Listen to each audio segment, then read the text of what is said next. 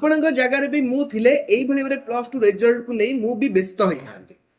ତ ଦେଖିବାକୁ ଗଲେ ଏଠି ପ୍ରତିଦିନ ପ୍ଲସ୍ ଟୁ ରେଜଲ୍ଟକୁ ନେଇ ନୂଆ ନୂଆ ଅପଡେଟ୍ ଆସୁଛି। ପୂର୍ବରୁ ଗୋଟେ ଡେଟ୍ ଆସିଥିଲା, ବର୍ତ୍ତମାନ ଆଉ ଗୋଟେ ଅପଡେଟ୍ ଆସୁଛି ଆଉ ସେଥିରେ ଡେଟ୍ ଚେଞ୍ଜ ହେଇଛି ବୋଲି କୁହାଯାଉଛି। ଆଗରୁ ଯୋଉ ଡେଟ୍ କୁହାଯାଉଥିଲା 20 ତାରିଖ ଦିନ ରେଜଲ୍ଟ ବାହାରିବ, ବର୍ତ୍ତମାନ ପୁଣି ଆଉ ଗୋଟେ ଡେଟ୍ ଆସିଛି। ଚଳିତ ସପ୍ତାହରେ ପ୍ରକାଶ ପାଇବ ପ୍ଲସ୍ ଟୁ ପରୀକ୍ଷା ରେଜଲ୍ଟ। କଣ ଆସିଛି ଅପଡେଟ୍, ଭିଡିଓଟି ସମ୍ପୂର୍ଣ୍ଣ ଶେଷ ପର୍ଯ୍ୟନ୍ତ ଦେଖନ୍ତୁ।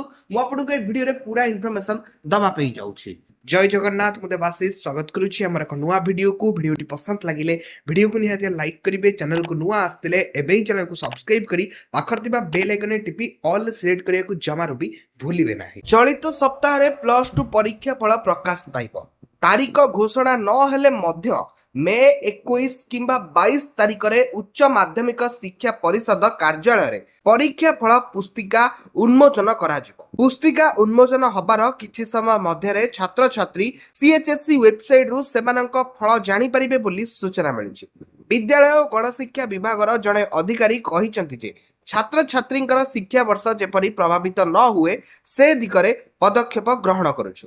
ধার্য সময়ে 2 ରୁ 3 ଦିନ ବିଳମ୍ବରେ ଉଭୟ ଅନଲାଇନ୍ ଏବଂ ଅଫଲାଇନ୍ ମୂଲ୍ୟାୟନ ପ୍ରକ୍ରିୟା ସରିଥିଲା। ତା ସତ୍ତ୍ୱେ ମଧ୍ୟ ତ୍ୱରିତ ପଦକ୍ଷେପ ଗ୍ରହଣ ପାଇଁ ଫଳ ପ୍ରକାଶ ଦିନରେ ପଦକ୍ଷେପ ନିଆଯାଇଛି। ଏବେ ଫଳ ପ୍ରକାଶ ପୂର୍ବର ଅନ୍ୟାନ୍ୟ ପ୍ରକ୍ରିୟାକୁ ଚୂଡ଼ାନ୍ତ ରୂପ ଦିଆଯାଇଛି।